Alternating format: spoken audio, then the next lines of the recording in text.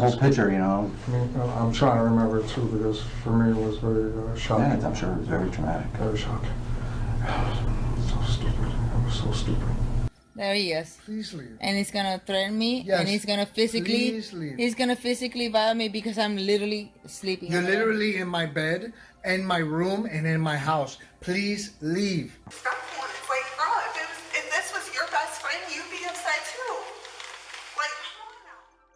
He said it was a freak accident, a split second, a terrible mistake, something no one could have seen coming. But accidents don't usually end with a weapon buried in someone's chest. In the early hours of a July night in Florida, a frantic 911 call shattered the silence of a small apartment. A woman lay bleeding on the floor, her body pierced by a spear. Her boyfriend stood nearby, insisting he didn't know how it happened, only that everything went wrong in an instant. At first glance, his story sounded chaotic, but possible. A drunken argument, a struggle, a decorative weapon in the wrong place at the wrong time. Tragedy without intent. Yet as police secured the scene and investigators began asking questions, the story started to fracture. Neighbors spoke of screaming. A best friend described violence she had seen before. Medical experts found wounds that didn't line up with an accident. And then there was the video. Captured just moments before the fatal injury, it revealed a volatile relationship spiraling out of control, threats, rage, and a man who spoke about killing long before a woman actually died. What really happened inside that bedroom? Was this truly a horrifying accident, or was it the final act of a relationship fueled by control, anger, and violence? As investigators peeled back the layers, through interrogation footage, forensic reconstruction, and chilling digital evidence, a very different picture emerged. One that challenged every word the boyfriend spoke and forced a jury to decide whether this death was unavoidable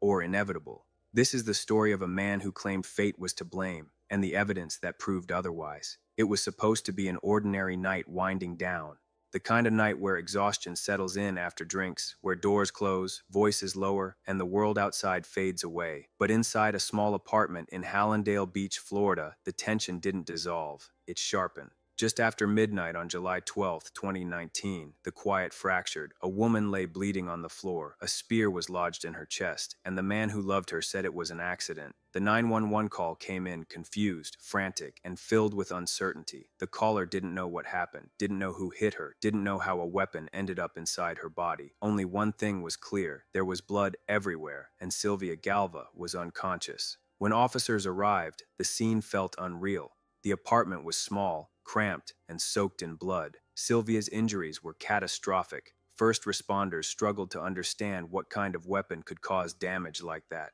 Then they saw it. A broken spear, its double-edged blade stained red. Sylvia was rushed to the hospital, clinging to life, while police locked the apartment down as a potential crime scene. No one was allowed to leave. Almost immediately, a neighbor told officers something chilling. She had heard crying. She had heard arguing, and she assumed, based on past incidents, that Sylvia's boyfriend had hurt her again. It wasn't the first time police had heard that name connected to violence. Inside the apartment, emotions exploded. Sylvia's best friend, Morgan, had been visiting from out of town. She was covered in blood, Sylvia's blood, and shaking with grief and rage. She had been the one to call 911. She had tried CPR. She had watched her best friend collapse, and now police were treating everyone like a suspect. Morgan couldn't understand it. She was an EMT. Why were officers cold? Why weren't they reacting like humans? But detectives knew something Morgan didn't yet fully grasp. In that apartment, there were only two people who mattered: Sylvia, dying, and Adam, the man who said he didn't know what happened. Police separated them immediately. When detectives finally sat Adam down for questioning, he didn't hesitate to talk. In fact, he talked at length. Calm, detailed, almost rehearsed. He explained the night step by step. They had gone out drinking. Sylvia got drunk and angry. She became belligerent. She wouldn't let him sleep. He described her as volatile, unstable, even suicidal. He said this behavior wasn't new, that she often threatened to hurt herself, that he was exhausted, emotionally drained from weeks of conflict. According to Adam, he tried to avoid the fight, tried to sleep, tried to get her to calm down, but she wouldn't leave the bedroom. So he dragged her, by the ankles, off the bed. That's when, he claimed, everything went wrong. He said Sylvia grabbed one of the decorative spears near the bed. He said the spear snapped. He said he didn't realize she'd been impaled until they reached the doorway. He said she didn't scream, didn't cry out, didn't react at all. and when he finally noticed the blade buried in her chest, he panicked. Then came one of the most critical admissions of the night. Adam told detectives he pulled the spear out. Medical professionals would later explain how dangerous that decision was, how removing an embedded object can cause catastrophic bleeding. At the hospital, Sylvia died from her injuries, and with her death, Adam's story became more than an explanation. It became a defense, but detectives weren't convinced. Doctors reported that the spear had pierced Sylvia's sternum at a downward angle. There was also a second puncture wound on her back, an injury that didn't align with a simple fall or accidental impalement. Then there was Adam's demeanor. Throughout the interview, he remained controlled, detached. He spoke of blood spilling, like an inconvenience rather than a fatal injury. He described dragging Sylvia, pulling the weapon out, repositioning her body, details that painted a picture of force, not chaos. Even more troubling was what Adam didn't say. He never expressed shock that a spear had entered her, but investigators were already uncovering cracks in that narrative. Because Sylvia's friend told a very different story. She described hearing Adam yelling, trying to stop her from calling for help, begging her not to involve police. And then there was the video. Recorded just before Sylvia was stabbed, it captured an argument so intense it made jurors physically recoil years later. In it, Sylvia accused Adam of threatening her. Adam denied it, then immediately referenced shooting her. The spear was visible in the frame, the same spear Adam later claimed caused an accident. By the end of that first night, detectives knew this case would not be simple. What began as a supposed household mishap was already revealing signs of escalation, control, and violence. And Adam's own words, spoken freely, calmly, were becoming the foundation of the case against him. From the moment Sylvia Galva died, Adam's explanation became the center of everything. A tragic accident, a drunken argument, a spear grabbed at the wrong moment.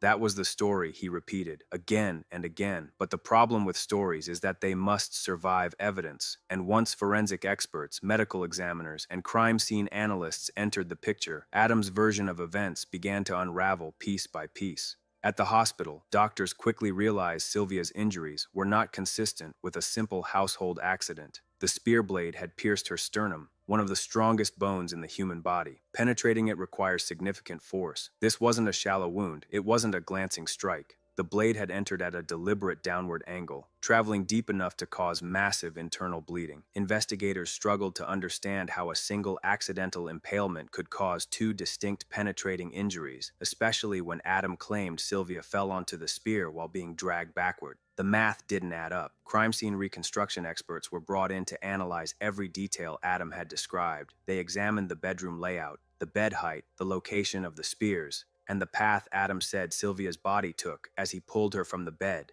Then they recreated it, over and over again, using the actual bed frame, replicas of the spear, and human analogs. Experts tested every possible version of Adam's explanation. Could Sylvia have grabbed the spear? Could it have snapped? Could the blade have entered her chest accidentally while she was being dragged? Each reconstruction ended the same way. The physics didn't work. The force required to break the spear and drive the blade into Sylvia's chest at that angle could not be achieved by an accidental fall. The trajectory suggested forward motion, not passive collapse. The depth of penetration indicated purposeful force, not chance. And then there was the removal of the spear. Medical experts testified that pulling the blade out would have instantly worsened Sylvia's condition. The spear may have been temporarily limiting blood loss. Removing it would have caused catastrophic hemorrhaging. Adam admitted he did exactly that. He didn't wait. He didn't call for help first. He pulled it out. Investigators questioned why. Why remove the object before emergency responders arrived? Why reposition Sylvia's body?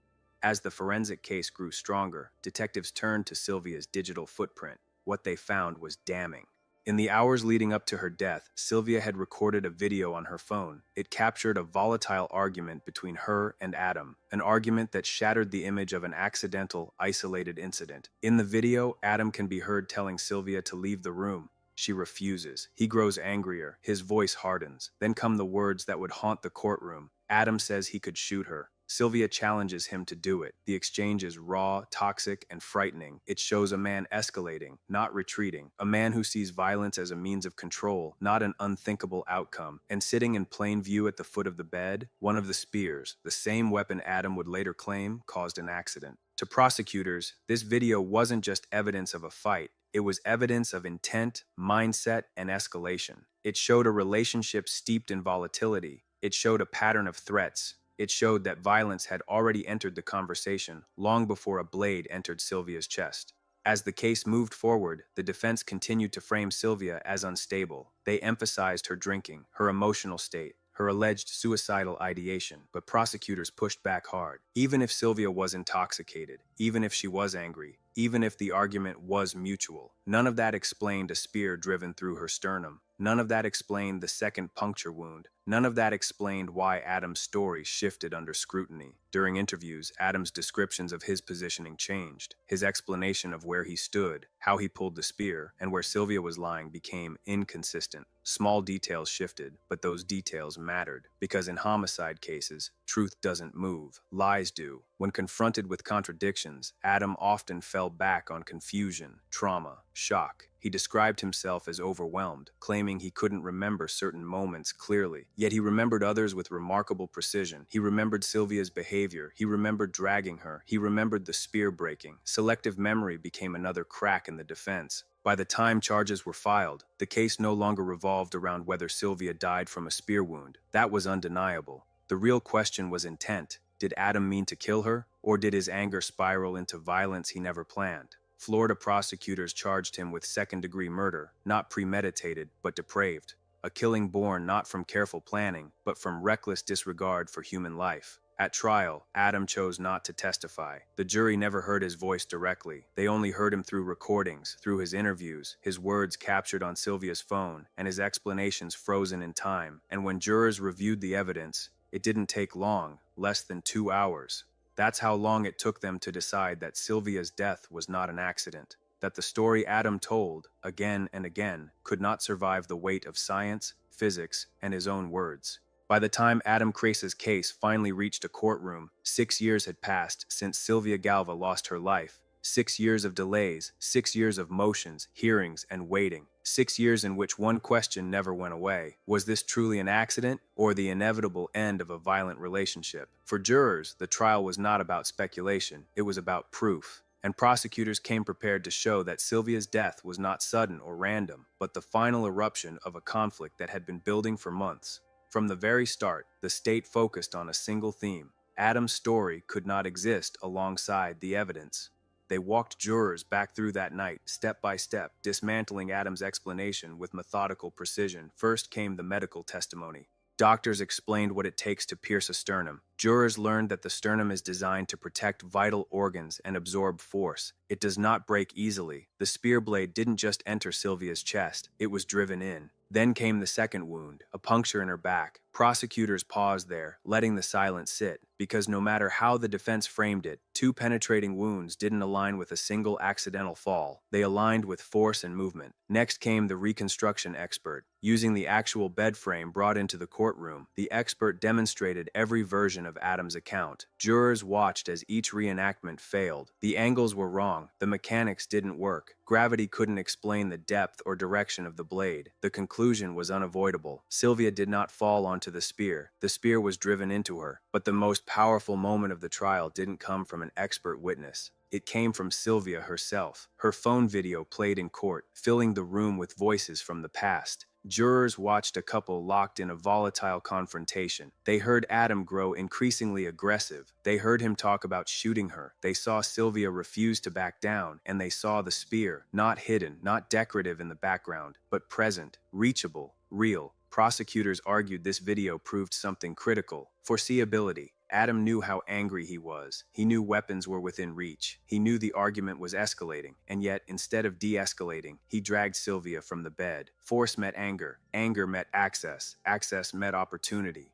That, prosecutors said, was depraved indifference to human life. The defense tried to shift focus. They emphasized Adam's lack of prior homicide charges. They argued he never intended to kill Sylvia. They portrayed the relationship as mutually toxic and framed Sylvia's behavior as unpredictable and volatile. They asked jurors to see Adam as overwhelmed, panicked, and terrified after a terrible accident. But jurors weren't asked to judge Adam's emotions. They were asked to judge his actions: dragging someone by their ankles, removing an embedded blade, failing to seek immediate medical help, giving inconsistent explanations. Those were choices. And then there was silence. Adam chose not to testify. The jury never heard him deny intent under oath. They never heard him answer the hardest questions directly. All they had were his recorded words, spoken freely, without pressure, before he knew the full weight of the evidence against him. That silence mattered. During closing arguments, prosecutors returned to one final point. Accidents don't come with warnings. But this one did. Less than 2 hours later, jurors returned with a verdict.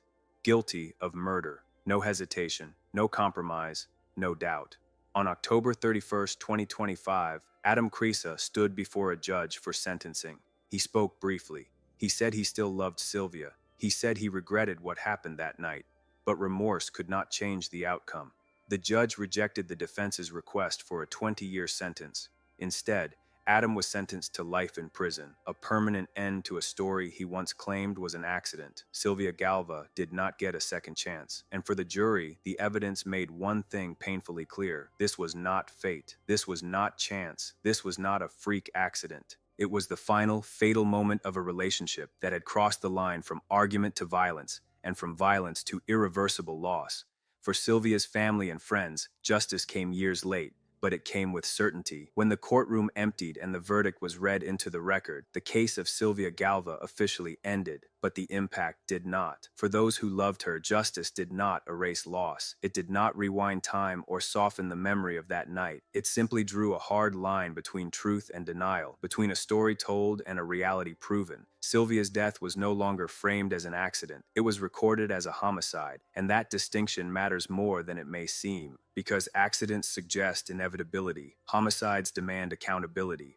In the years between Sylvia's death and Adam Kresa's conviction, the case became a quiet lesson in how domestic violence often hides in plain sight, not in constant chaos, but in patterns. Arguments dismissed as normal, threats minimized as emotional outbursts, control explained away as concern. Prosecutors emphasized this during sentencing. They spoke not only about the spear, the wounds, or the video, but about escalation. How violence rarely arrives without warning, how it builds through words before it manifests through actions. The video Sylvia recorded became the emotional core of the case for that reason. It wasn't just evidence of a fight, it was evidence of fear, evidence of a woman recognizing danger in real time. She documented it because something inside her knew this argument was different. That instinct cost her life, but it also ensured her voice would be heard when she could no longer speak. For the jury, that voice mattered.